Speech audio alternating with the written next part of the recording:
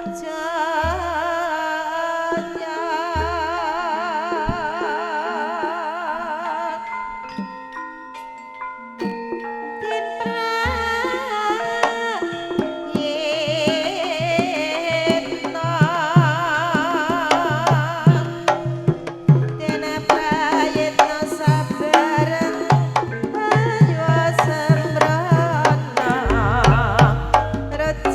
lima rojak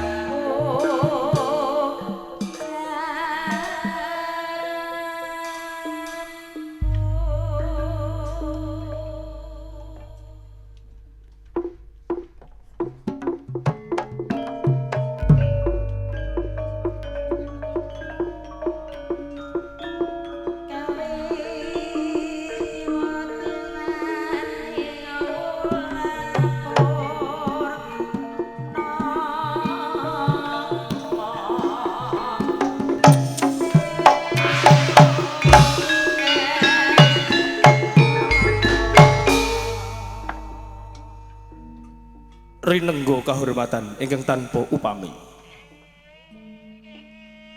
Nuwun sagunge para lenggah kakung miwah putri ingkang kinurmatan. Ngaturi sugeng siang saha sugeng pepanggihan kalian keluarga ageng Sandi Wara Ketoprak Wahyu Manggolo ingkang dipun pimpin panjenenganipun Bapak Mogol kanthi alamat Desa Tanjung Sari, Kecamatan Jakenan, Kabupaten Pati, Bumi Minatani. Sasampunipun panjenengan sami kasugata tari gambyong minangka perwakaning pagelaran ing siang menika keparenga keluarga ageng Sandi Wara Ketoprak Wahyu Manggolo badhe nedahaken salah satunggal cariyos pamundutan ingkang mawi irahan penangsang golek wahyu.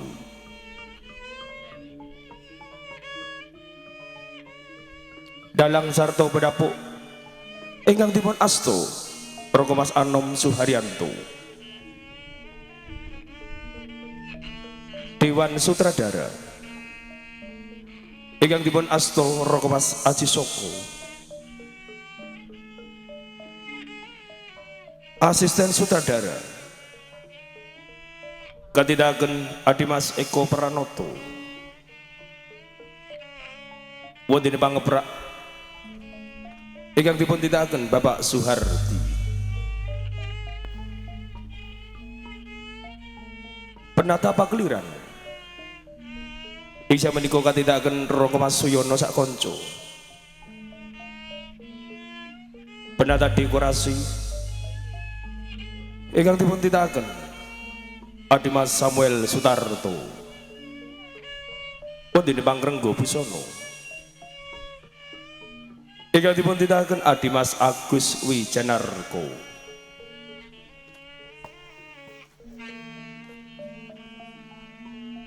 Binarung Pungli Kiai Gongso Madularas ingkang dipun sesepuhi Bapak Keman Widodo, Kandi Maleng Pangelih Swarawati utawi Pesinden ingkang dipun tindakaken Ibu Suparyana sarta Ibu Kuntari. Pranoto Gending ingkang dipun pimpin Bapak Hadi Prayetno, wonten Wiraswara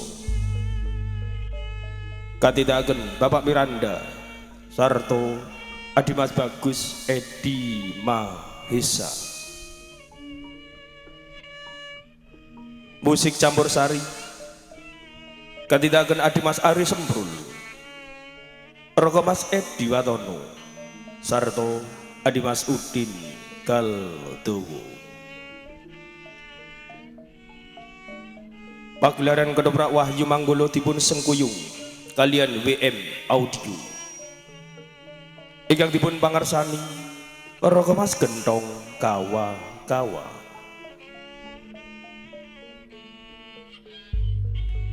Wondene para paraga ingkang maragane cariyos ing siang menika atekan sepisan gambaraken wonten Kadipaten Sampang Madura. Raden Pamekasan ing siang menika kawargani Adimas Eko Pranoto,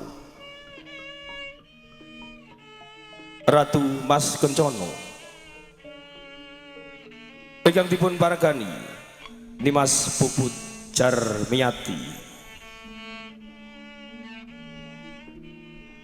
Patih Macan Kuning ingkang dipun paragani Bapak Begek Ariwarsito, wonten prajurit karameaken seniman Bagus Wahyu Manggolo.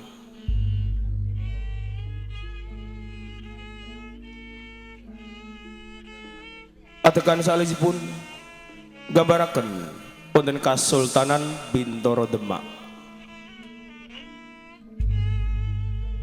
Sultan Trenggono ing sing menika kawargani Raka Mas Aji Soko garwa Prameswari kaparagani Mbak Ayu Sri Poncowati Patih Wonosalam ingkang dipun paragani Ki Sabdo Kianto Sunan Kalijogo ingkang menika kaparagani Raka Mas Anom Suharyanto Sunan Kudus Jabar Sodik ingkang dipun paragani Adimas Imam Sarjono Karebet Joko Tinggir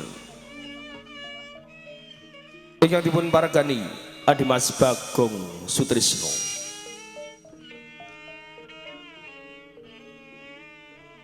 Penangsang ingkang menika kawargani Raka Mas Andi Prasetyo Panuwun ingkang dipun paragani Adimas Abi Rojali ewon dene pemanahan ingkang menika kawargani Raka Mas Dedek Wibisono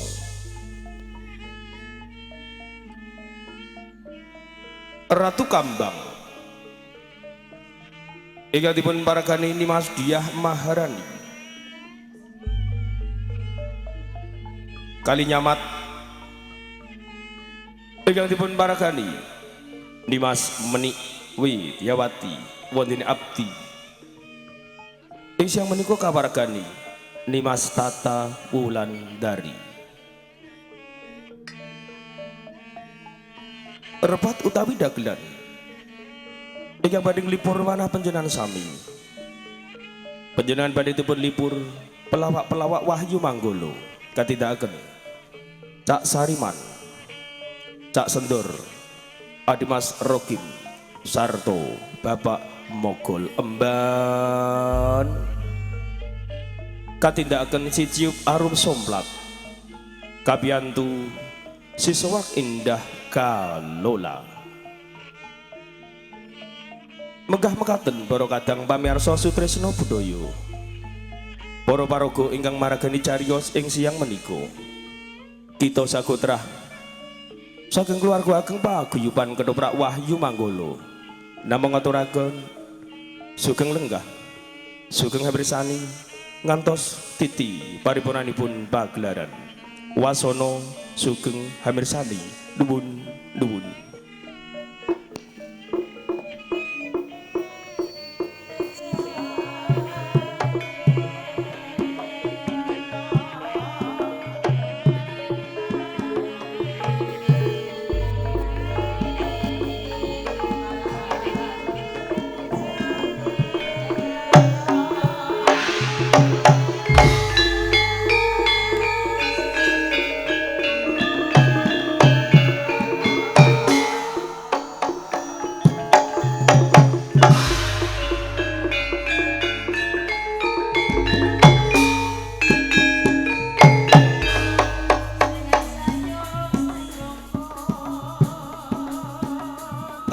Samar pamureng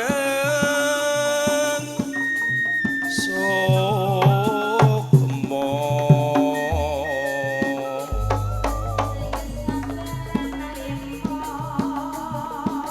sinukmaya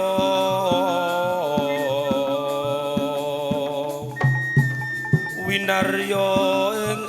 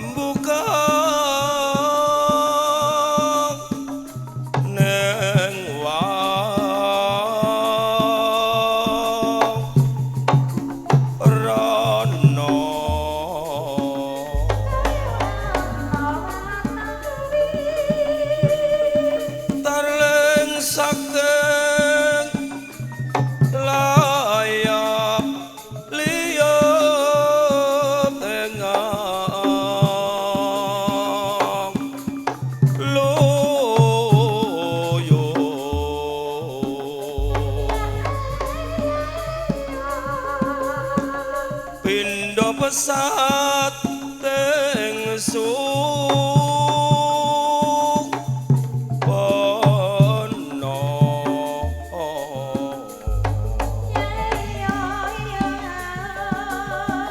sumusuping rasa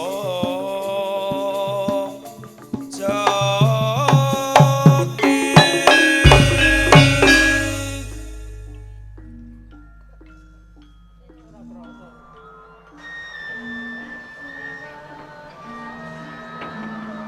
Nuwun sewu Kanjeng Adipati Pamekasan.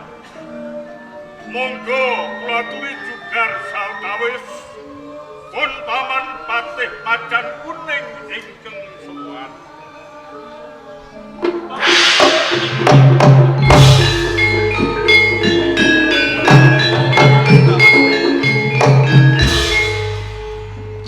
Paman Patih Macan Kuning. Nggih kula dawuh. Nginging menapa Paman Patih Cemandoko? Sampun wani jugaraken anggen kula memen semedi mahating sampun, Pak. Napa panjenengan boten kemutan nalika kula minggah wonten ing Sanggar Pamujan? Kula sampun mitungkah dhateng panjenengan ampun dipun ridu, Man. Kenging menapa panjenengan sampun wani jugaraken kula anggenipun semedi, Man? Kadang dawuh. Nyuwun pangapunten yen ingkang abdipun Paman Patih Macan Kuning kanggep lepat. Boten napa-napa, Man. Wantun jugaraken dhateng panjenengan anggenipun ngayahi semedi. Boten Lho Kanjeng Adipati. Lho nggih, Man. Awit nalika semanten panjenengan sampun paring dawuh yen sampun tungkap sekawan dasa dinten anggenipun semedi. Kula supados jugaraken. Mongko manut dhateng pepetangan kula sampun tungkap sekawan dasa dinten kalenggan menika. Dados anggen kula minggah wonten ing Sanggar Pamujan. Menika sampun jangkep sekawan dasa dinten, Man. Iye, Apu, Man. kajawi saking menika Lho nggih, Man. Kanjeng Adipati Pamekasan.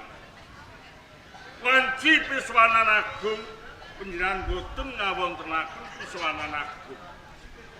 Wisinipun namung wonten ing Sanggar Pamujan meminta dhateng kanugrahaning Gusti keng akar jagat. Astunipun wonten menapa lan panjenengan kagungan kersa menapa? Paman Patih Macan Kuning. Inggih. Pangapuntenipun ingkang ageng, Man. Menawi kula sampun duka dhateng panjenengan. Pancen sedaya kala wau kula ngliraken nalika wonten ing pangsampang menaken Piswanan. Kula boten tinangkil, kula tansah minggah wonten ing Sanggar Pamujan, Man. Tenanipun wonten bab ingkang gugibel raos manah kula, Man. Padahal menika dereng saged kula udari, Man. Duh Kanjeng Adipati Pamekasan. Paman Patih Macan Kuning. Yen pancen panjenengan kagungan ruwet renteng salebting penggalih. Monggo panjenengan kula aturi kersa paring dawuh kanthi bloko. Mbok menawi ing mangkenipun kula saged sabiyantu ngudari ruwet penggalih panjenengan. Matur suwun, Man. Tenanipun ngantos kula minggah wonten ing Sanggar Pamujan, Man. Kula namung pengen mangertosi sinten jati diri kula, Man. Kula pengen mangertosi sudarma kula. Jalaran menapa, Man? Awet alit kula mboten nate dipun embang, mboten nate dipun gendong Kanjeng Rama, Man. Sarane Paman Patih Macan Kuning. Menika dados warangga wonten ing Kadipaten Pangsampang. Mbok menawi nalika kula tasih wujud punang jabang bayi. Ngertos sinten sejatosipun jati diri kula. Tiyang sepuh kula, sudarma kula ingkang ngukir jiwa raga kula, Man. Kanjeng Adipati, Kados pundi, Man? nggih. Boten ateges kula mancai menapa ingkang dados dawuh panjenengan. Pancen sedalipun ingkang rama nggih Kanjeng Adipati langgar singgih swarga. Menika pancen dipun wadosaken kalian ingkang Ibu Kanjeng Ratu Kencana. Dhateng sinten kemawon kawula ing pangsampang Medura. boten dipun keparengaken medharaken dhateng sedanipun ingkang Rama Kanjeng Adipati Langgar Jinggi. Menawi mekaten, Sudarma kula menika pejah boten karana dipun kersakaken Gusti Kang Agro Jagat, malah kapara wonten ingkang kenaman. Sedaya kula dipun singetaken kalian Kanjeng Ibu Mas Kencana kados ngaten. Panjenipun leres mila saking menika nggih. Kanjeng Adipati. Nuwun nggih. Menapa boten prayogi panjenengan mundhut pirsa utawi mitrenan dhateng ingkang Ibu Kanjeng Ratu Mas Kencana. Paman Bate Macan Kuning. Inggih. Panjenengan ngertos piyambak. Saben-saben kula miterang lawan Kanjeng Ibu. Semunipun Kanjeng Ibu awel nutupi perkawis menika man. Bila saking menika kula pengen tanglet kalian panjenengan tresno lahir batin dateng kula napa mboten man. Nggih. Kula sagah medharaken utawi buka lembaraning sejarah sedanipun ingkang Rama. Nanging pami mangke wonten dukanipun ingkang Ibu dhateng kula, menapa panjenengan kersa tanggel jawab? Paman Bate Macan Kuning ampun waslan subelang. Menawi mangkenipun wonten dukanipun Kanjeng Ibu man. Sawetahipun tanggal jawab kula panjenengan ampun waslan subelang. Sauger Paman Bate Macan Kuning. Menika kersa nedahaken pejahipun Sudarma kula karana sinten mangkenipun kula badhe males sastra wirangipun Sudarma kula man. Nggih. Tenanipun lakar. Kalih dosa taun ingkang sampun Nuwun nggih. Komplanging Kasultanan Bintoro Demak saksurutipun Kanjeng Sultan Pati Yunus ngawontenaken jumenengan sultan. Wonten ing Mak Demak kados ngaten man. Sedaya wedrah wonten ing Kasultanan Demak Bintoro dipun klempakaken. Nuwun nggih. Nalika semanten ingkang wa panjenengan nggih Kanjeng Ratu Mas Jawa kaduding supados jumeneng sultan boten kersa. Kalebet ingkang Ibu Kanjeng Ratu Mas Kencana ugi boten kersa dados ratu.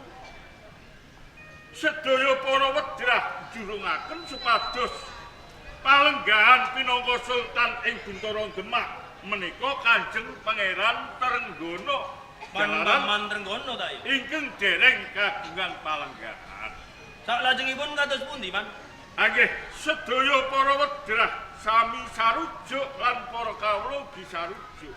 Nanging wonten saglintiring menungsa kalebet wedrah wonten ing Bintoro Demak ingkang boten sarujuk. Wonten salah satunggali Drawet-drah Mak Demak ingkang boten sarujuk menawi man Paman Trenggono dados tan sultan man. Leres Sinten menika man? boten sanes nggih kalebet paman panjenengan piyambak Kanjeng Adipati Suryawiyata. Paman Suryawiyata saking Wasu. Ngantos dadosaken pasulayan perang. Lho niki. Ewa semanten ingkang wa dirga negara ing Cirebon iki gugur ing Palagan. Kalebet ingkang Rama jalaran balui dhateng Sultan Trenggono ugi gugur saking astanipun Kanjeng Adipati Suryawiyata ing Sudarma kula dipun percaya Paman Suryawiyata man. Paman Bate Macan. Ewan dene kula sampun gamblang lan wijang nampi sedaya weca pangandikanipun Paman. Kula menika putra kakung kedah saged mikul dhuwur mendem jero asmani Sudarma. Badhe kula cangkah man Paman Suryawiyata.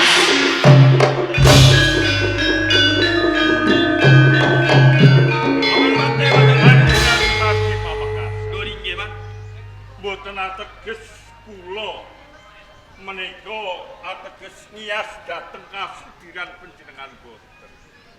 Kanyatan panjenengan mambeng lekas kula badhe adu jojo kantalan bau kelawan Paman Suryawiyata. Ing menapa panjenengan nyandhek lama kula man? Kula aturi ngertos Kanjeng Adipati. Nuwun inggih. Bilih ingkang paman nggih Kanjeng Adipati Surya Wiyata kalenggahan menika ugi sampun Paman Surya Wiyata sampun gugur, Man. Nggih. Waduh. nanging ugi nggadahi patutan setunggal Sinten, Man? boten sanes Arya Penangsa. Putranipun Man Paman Surya Wiyata naminipun Penangsang. Nggih. Kajawi saking menika Kados pundi, Man? Kanjeng Adipati. Anggen panjenengan jumeneng minangka adipati wonten ing Pangsampang Medura. Menika kenging dipun wastani dereng sah. Sebabipun menapa, Man? Jalaran panjenengan dereng ngasta partisara ing Pangsampang. Dados kula saged dados hadipati wonten ing Sampang kedah anggadhahi surat partisara utawi surat kekancingan kados ngaten, Man. Menika leres jalaran menapa? Sasedanipun ingkang Rama Kanjeng Adipati anggar singgih partisara ing Kadipaten Pangsampang Medura menika dipun jabel dipun suwun kalian ingkang paman nggih Kanjeng Sultan Trenggono. Paman Patih macan ini menawi tetelo kados mekaten, Man. Padahal menika surat pikuko utawi surat partisara wonten regemanipun Man Paman Sultan Trenggono. Ngaten. Bila saking menika menawi kula nyuwun kelawan Paman Sultan Trenggono wonten ing Mbak Demak kinten-kinten sedaya kula prayogi napa mboten, Man? Menika langkung prayogi Kanjeng Adipati jalaran menapa wonten ing Kadipaten Pangsampang Medura menika hak waris panjenengan. Man, Nggih. bila saking menika sarene Man Paman Patih Macan Kuning Sarujuk kula badhe nyuwun anane surat kekancingan utawi surat partisara dateng Man Paman Sultan Trenggono wonten ing Mak Demak, Man. Kados ngaten nggih. Prajurit Praja Embang Sampang kae sumadake ampun katalumpen titian kula lan panjenengan pribadi derekaken kula wonten tumuju Demak Demak, Man. Wista akan dawuh kepareng badhe ngawabtakaken titian Monggo. Ibu. Bu Ibu Ratu Mas teman. Pangapuntenipun, Bu. Menawi sumangga kula wonten ing Demak mboten nyuwun lilah panjenengan, Bu. Kula namung badhe nyuwun anane surat pikuku utawi partisara wonten kersane Man Paman Sultan Trenggono. Pangitu panjenengan ingkang kula suwun, Bu. Mugi-mugi lampah kula datang meru beda, Bu.